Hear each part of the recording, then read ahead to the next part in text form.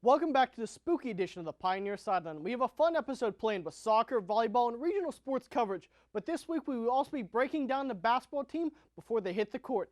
Then we will finish up with the hot topics of the week. If you dare, let's head on down to the Pioneer Sideline.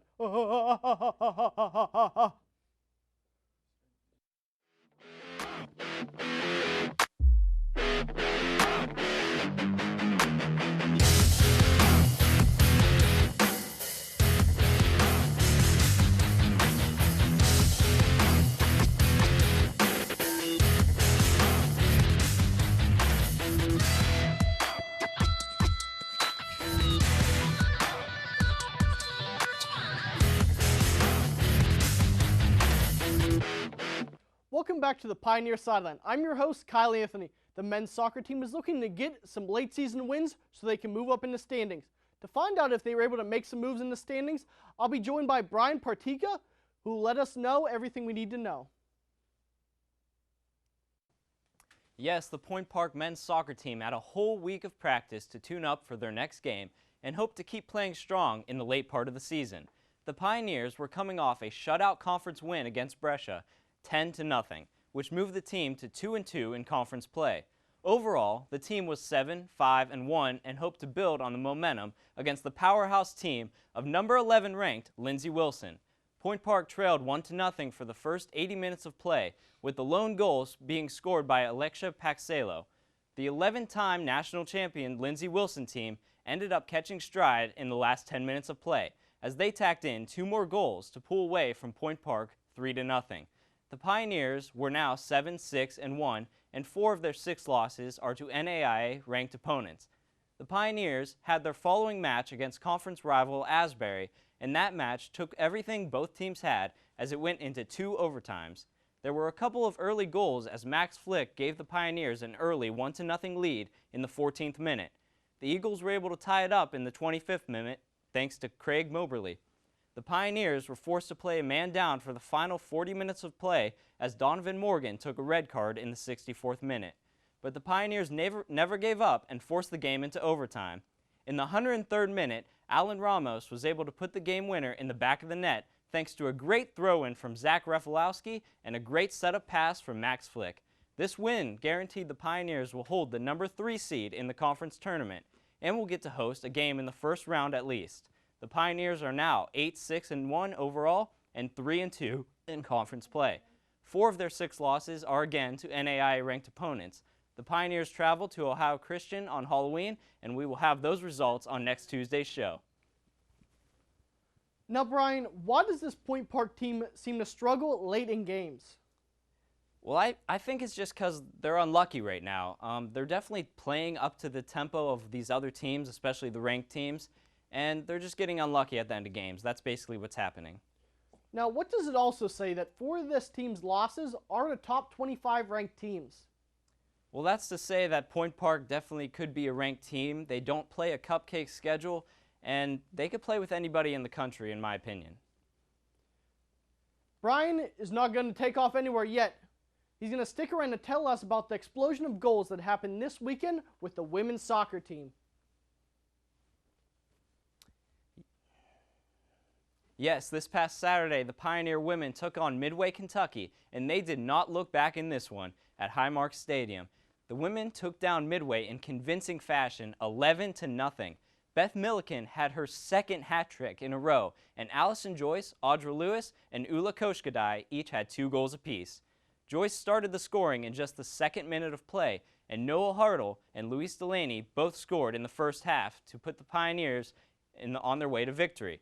Goalkeeper Erica Roney recorded her 7th shutout of the season as Point Park advanced to 9-4-2 overall and stayed unbeaten in Keok at 5-0. 2 days later, the women came back to Highmark to face off against crosstown rival Carlow University. The Lady Pioneers struggled at the beginning of this game last night, but were able to put in 2 goals before the half, with goals being scored by Lisa Tokarski and Louise Delaney to give the team an early 2-0 lead. The women came out of the locker room strong, tacking on 4 more goals to blow out Carlow in the second half. The Pioneer defense did have 1 slip-up, however, as Carlow was able to put a ball in the back of the net in the second half. Nevertheless, the Lady Pioneers won 6-1 and notched their 10th win of the season, improving to 10, 4, and 2 on the year, and an unbelievable 6-0 in conference play. The women hope to keep their conference domination going as they travel to Asbury this weekend. Now, Ryan, do you think these goals will keep coming? Yeah, I definitely think these goals will keep coming. I mean, this offense is really catching stride. A team that was supposed to be really good at defense and is very good at defense, but they are starting to get their stride going, putting a lot of goals in the back of the net. Now, how good is Beth Milliken? Beth Milliken, she can see herself as an All-American this year. I mean, 2 straight hat tricks. She's just scoring. Her foot is what the Pioneers are riding on this season. So she's having a very good year. I predict her to be an All-American. Thanks, Brian. When we get back, Mike Turk will have your volleyball coverage for the past week. All Pittsburgh sports headlines will be featured in our regional sports segment. We are a social people. We share our inspiration, wisdom, creations, and memories. We share what makes us laugh and what angers us. Built on the notion of a free flow of ideas, our country thrives on the freedom of speech. Without it, who would watch over our governing powers? And how would we share our history to make a difference for the future? It's this freedom to share that gives us a reason to listen. Start your morning with City News. Start your morning with campus news. Start your morning with political coverage. Start your morning with fun.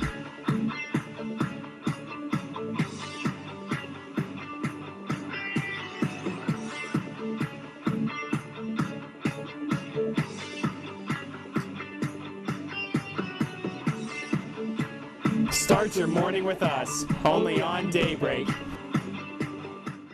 Did you know that Point Park has a cheerleading squad? Don't get it confused. Not only do our cheerleaders represent Point Park at regional and national competitions, but they also promote spirit and awareness of every sports team on campus. Come to any men's or women's varsity basketball game at home to watch the cheerleaders perform at halftime and cheer from the sidelines from the first jump ball to the final buzzer.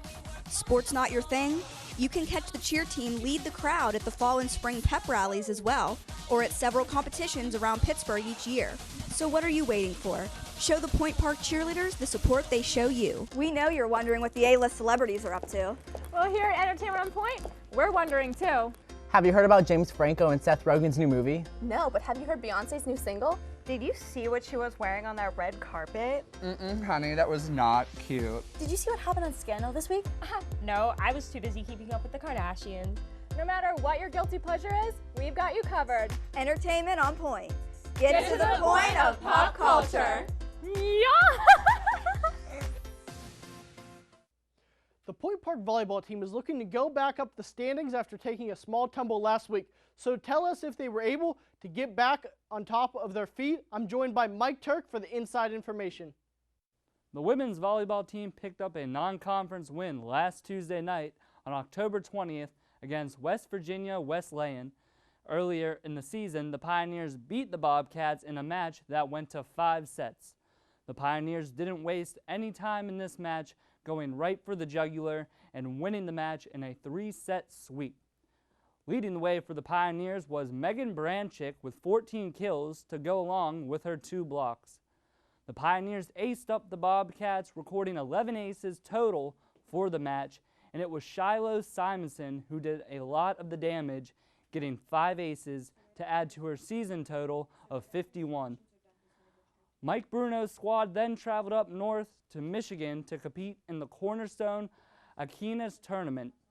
It was a trip the women would love to forget, as they lost all 4 matches, only winning 1 set the 2 days they were there. They lost 3-0 to Siena Heights, where they fought hard in the first set, only losing by 2, but fell well short in the next 2 sets, losing by 10 points in each set. They then battled Aquinas, where they dropped the first set 25-18, but came back to win the second set 26-24. The final 2 sets were hard fought by the Pioneers, but they could not keep pace with Aquinas as they lost by the scores of 25-20 and 26-24. The second day of the tournament was emulated what happened the first day. The Pioneers played in 2 matches and were not able to pick up a single set win in either match, as they ended the tournament by a total set record of 1-12. The Pioneers are now 13-19 overall with a 7-2 KIAC record. On Tuesday, October 27th, they travel to Pitt Johnstown for a non-KIAC matchup, and later in the week, they play KIAC rival Rio Grande at home for senior night on October 29th.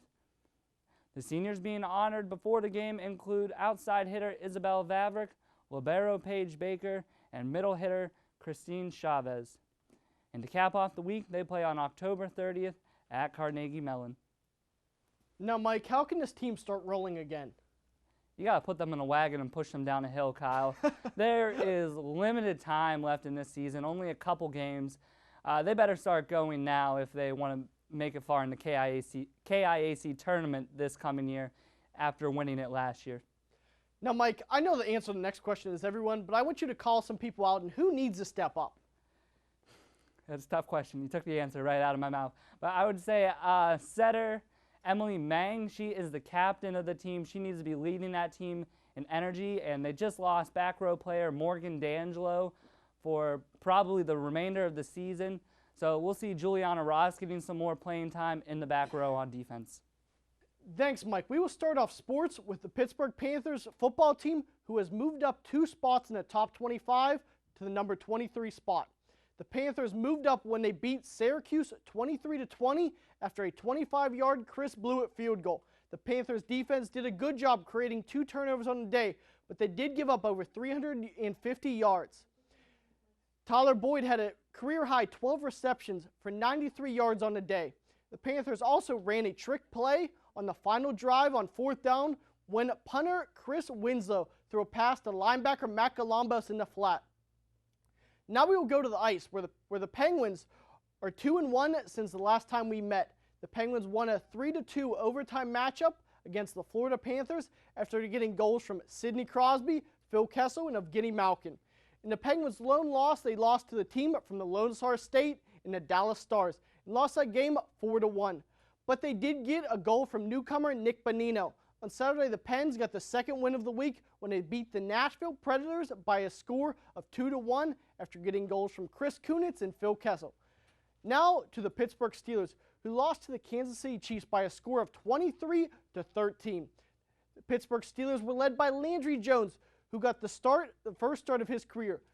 Jones was 16 for 19 and threw for over 200 yards, but he did have 3 turnovers with 2 interceptions and a fumble lost. Le'Veon Bell ran for over 100 yards and averaged over 7 yards a carry. The Steelers' defense did not have their best game, allowing Alex Smith to throw for over 250 yards and a touchdown. Next week, the Steelers hope to have Ben Roethlisberger back when they take on the Bengals, who are in first place in the division. When we return to the sideline, I will be joined by some of our analysts to break down the Point Park men's and women's basketball team as they get ready to start their season.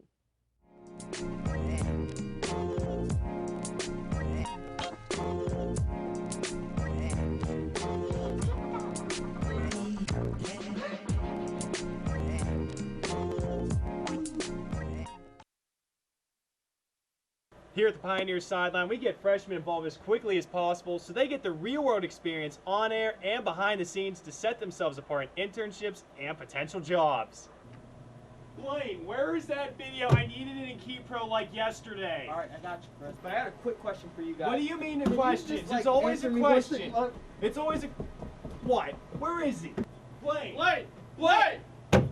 Freshman, you can't find any good ones anymore. Ever wanted to be behind the mic and have the world listening to your show on campus? Well, it's just as simple as joining WPPJ, Point Park's student-run radio station, located on the 2nd floor of Lawrence Hall, right next to the dining services. Listeners can tune in using Point Park's website or through the TuneIn app by searching WPPJ. WPPJ welcomes any new DJs that want to get involved, so be heard. Do you have what it takes?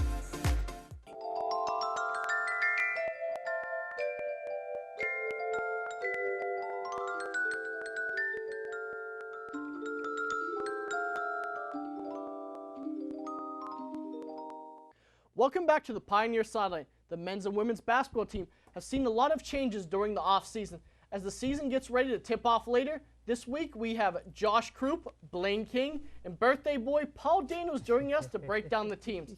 All right, guys, we're going to start with the women's team, who has a very proud tradition, but at the end of last season, they did fall off the wagon and not end up making the national tournament, which is the first time in 3 years they haven't done that. Now let's talk about what they have this year. What do they have coming back?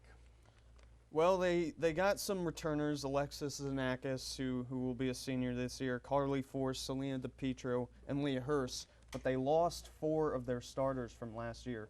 So it's kind of like going into a rebuilding year sense for them, and we'll see how it goes early on, but that's the first impression off the top of my head. I mean, they were really close last year, but towards the end of the season, injuries kind of plagued them, and this year, the loss of important players from the last couple of years. We thought last year they were going to be solid. Then Sam Weir went down towards the beginning of the year. We lost Jania McFadder late in the season. Now Sam Weir's not coming back. Kelly Johnson's not coming back. Jania McFadder's not coming back. Kayla Kiddio graduated. That was the team last year, basically. Alexis Anakis didn't start the year on the court. She started from the bench, and she came off the bench. So there are a lot of questions around this team, but they still have returners. They have the Zanakis, Force, and DePietro, who've been playing together since the freshman year of high school and even before that. But one person you forgot to mention, Bailey Buleka, who will be coming back for her sophomore year. She is going to add some height down low, the 6-foot forward center down there.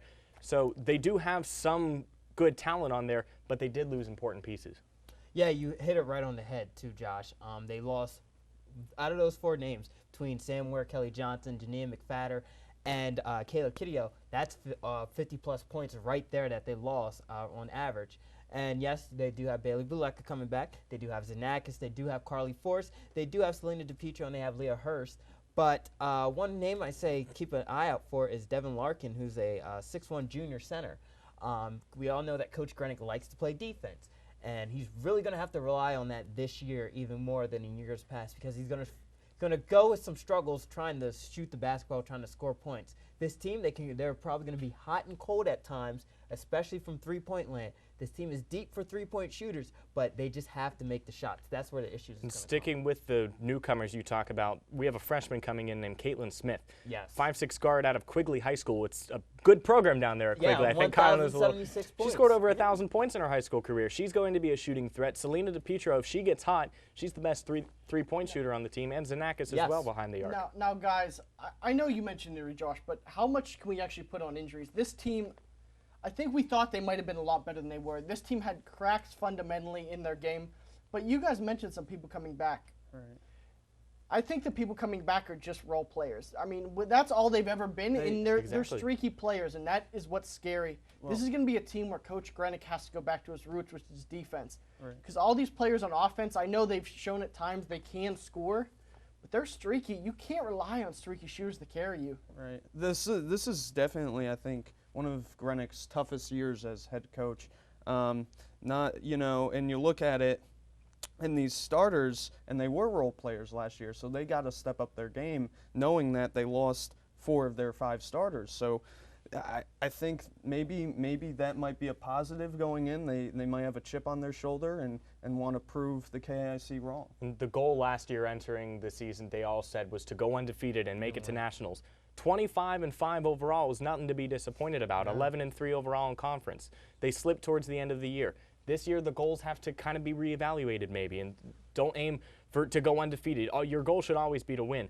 But in this case, they need to get adjusted early and see how they play with each other, because this has never been a lineup that has really been together these last couple years. 25-5, that's without Sam Weir. Had she played, it might have been a different ending. Who knows? Now, guys, let's switch over to the men's team, which, when it came tournament time last year, almost played Cinderella team and almost pulled a very big upset in the conference championship. Now, this year, they're trying to be one of those higher seeds to where somebody's trying to pull Cinderella on them. What do we see coming back from the men? Well, they have 3 of their 5 returning starters. You got Jeremy Williams, TJ Lanier, and Yondell Dennis. So you could say this team has a little bit higher of expectations going into the season. You mentioned they did go deep in the KIC finals last year, ended up losing to IU East, but no one expected them to make it that far, so that was a positive going into last year. So yeah, you think maybe they might improve from that 16-13 record from last year, and we'll see where it goes. a couple players that are going to really miss are Alan Heater and Barry Smith down low. Yeah. Two of our bigger rebounders, our biggest rebounders, are now gone, and we need to try and replace them. But, I mean, that was a team that was fun to watch last year towards the end when they made that late run. Yeah. And we're going to see offense this year. Defense, course, what is man. defense? And so this men's team's going to try and score, and they run the floor quickly. And for the first time in a few years, the men may have a better record at the end of the year than the women. And Josh, you're not right. You're actually correct about that. I would not be shocked if the men have a better record. They do lack the height, though. With Alan Heater and Barry Smith being seniors last year, they're gone. So they're going to honestly rely on some of the smaller 6'5" players that can transition between guards and forwards, like the two new people, the Contera brothers. I believe that's I don't know if I'm pronouncing that right, but they're both 6'5", and they're both forwards. So Coach Rager is going to use them as kind of their rebound skills, but also on the offensive side. His philosophy: score more points, and we're going to see a lot of points this year. Now, guys, this year, I think this team goes back to where Coach Rager is stronger at. He has a bunch of stretch forwards, stretch guards. His smallest two players are Mann and Williams, who are a little bit under 6'2", but everyone else is 6'4", 6'5". He's playing with a bunch of stretch threes up there, which is the game he wants to play, which is going to be spread the floor, high percentage shots, and when the three's open, make it. Yeah. Passing the ball is going to be very, even though he doesn't like it. If they get out in transition and have the man advantage on like a 3-2 run, if they can get the ball out quickly to that open man, it's going to make a lot of difference throughout the season. And I won't be shocked if that happens a lot. And, sorry, go ahead. Yeah, it'll be interesting to see how this team gels together with two new starters in that place, because you have three leaders in that locker room, and yeah, I'm just curious to see early on how this team reacts and if they play well. And last year, especially in the second half of the year, Jeremy Williams had to play the point a lot. Yeah. This year, early on at least in the preseason, it looks like he's playing the two-guard spot. Yeah. And Kelvin Goodwin, he came in, he led Slippery Rock University last year in scoring. It's an NCAA D2 school, be it was only 12.7 points per game, but he still led the team. So he's coming out, transferring from a good school. Before that, he was at #1 ranked West Liberty in NCAA D2. So he brings something unique to this team, and Jeremy Williams is going to kind of be able to play his game and play that two-guard spot. And that's going to be a big advantage for Point Park this season. All right, guys, thank you for joining me. When we get back to the sideline, Paul Blaine will join me alongside Alex Martage for a discussion of some of the top national sports headlines in another round of the Pioneer Reporters.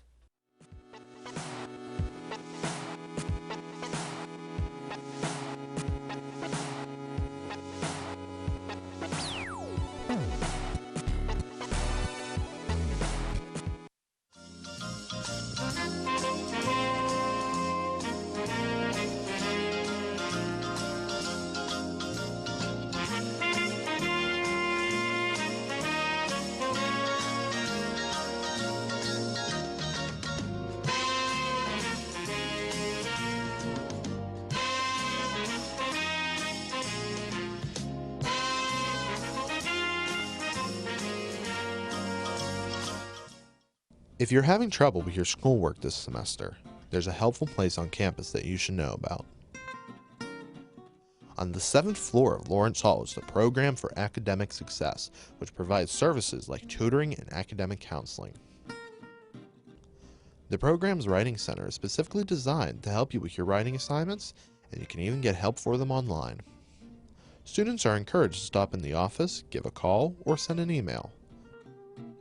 Every human being has a purpose, has a dream to have their voices heard, no matter where they come from, no matter where they go. As an American, it is their right to have freedom of speech. I have a dream that one day this message will speak louder than words, that even the quietest voice will not go unnoticed. That is my dream. What is yours? For more information, visit www.freedomofspeechpsa.org. Welcome back. We're talking college football this week in the Pioneer Reporters. To help me out, I'm joined by Alex Martage, Blaine King, and Paul Daniels. Guys, the first thing we're talking about is the U. Al Golden being fired there. What's your reaction to his firing, and what does Miami need to do with their next head coach? Well, this is kind of a bad time for Al Golden to be fired because his Florida team, his Miami team, is struggling, but his former team, Temple's undefeated. I think it's a good move, though, that they had to make 59-0, I believe the score was. Yeah, that's crazy, and that stadium was empty. Yeah. So, it's something that the U had to do. And, like you said, Blaine, this is the U. This is one of the premier programs in all of college football, and this sort of thing will not be tolerated. I was reading online. There were many comments from many of the former players of the U. None of them are happy, and personally, I think it's been talked about. One of the possible hires could be Butch Davis. He was, I believe, 51-20 in 5 years at the U. I like that hire. I think there's a lot of possible ones, but that's my front runner. And you never like to see this during the mid-season stretch, and you hope the best for him in his future.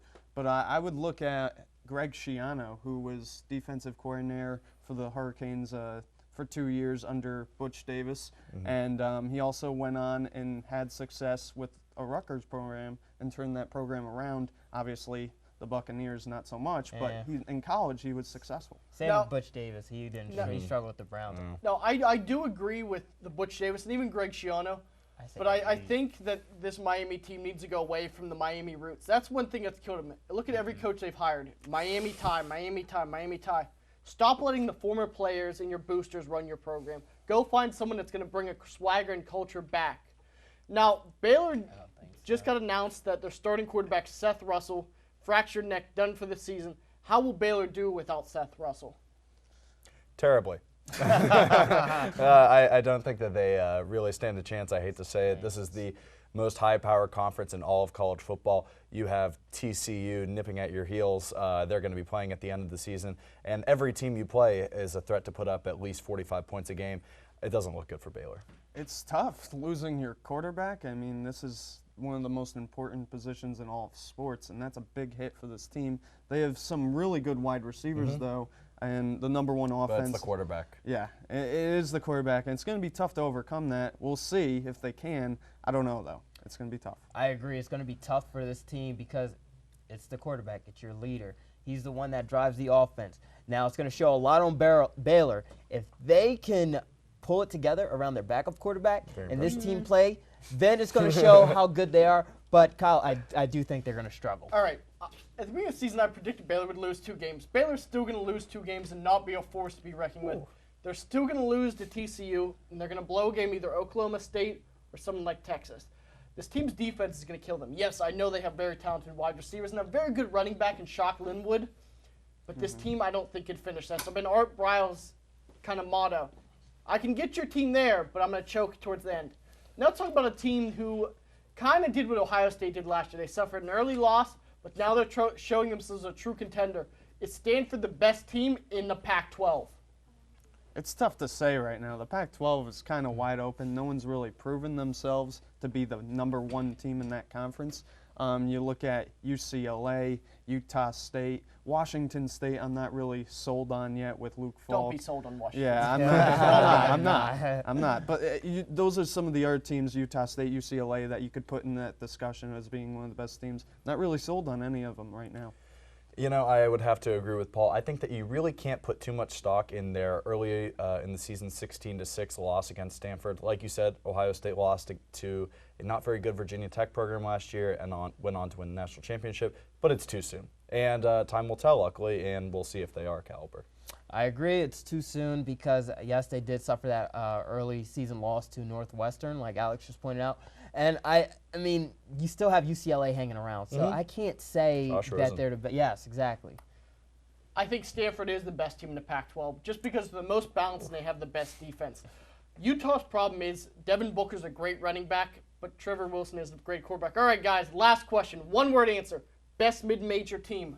Blaine, start with you because I think I know your answer. Temple. Alex. Toledo. I'm going to agree with Alex here, Toledo. All wrong. I got the birthday boy on my side, so I think we know which team is the best. Thank you for joining me today on the Sideline. Be sure to join us next week as we cover all your Pioneer sports. We get regional, national, and join us at the same Pioneer time, the same Pioneer channel, and of course, the same Pioneer Sideline.